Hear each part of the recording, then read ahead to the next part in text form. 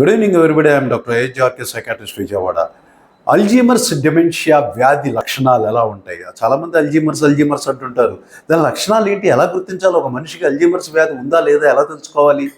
మతిమరుపు అంటే ఇది 60-65 సంవత్సరాలు దాటిన వృద్ధాప్యంలో, వయసు పైబడిన వారిలో మనకు జ్ఞాపక శక్తి క్షీణించటం, చిన్న ముఖ్యంగా short term memory, recent memory బాగా ఇబ్బంది పడుతుంది. పొద్దున్న ఏం జరిగింది, ఏం చేసాం, పొద్దున్న ఎవరితో ఫోన్ చేసి మాట్లాడాం, ఈరోజు మార్నింగ్ టిఫిన్ ఏం చేసాం, అలాంటి రీసెంట్ థింగ్స్ అన్నీ కూడా మర్చిపోవడం అనేది జరుగుతూ ఉంటుంది. టిఫిన్ చేసి కూడా మళ్ళీ చేయలేదని మళ్ళీ నాకు టిఫిన్ పెట్టవే అని అడిగేవాళ్ళు ఉంటారు. అంటే ఇది మర్చిపోయి, అంతేగాని చేసిన పనే కావాలని చేయటం కాదు, మతిమరుపు వల్ల వచ్చే చర్య అన్నమాట.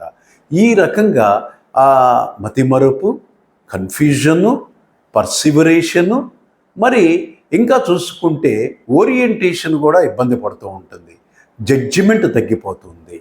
మరి ఇంకా కొన్ని లక్షణాలు అల్జీమర్స్లో యాడ్ అవుతూ ఉంటాయి. Thank you.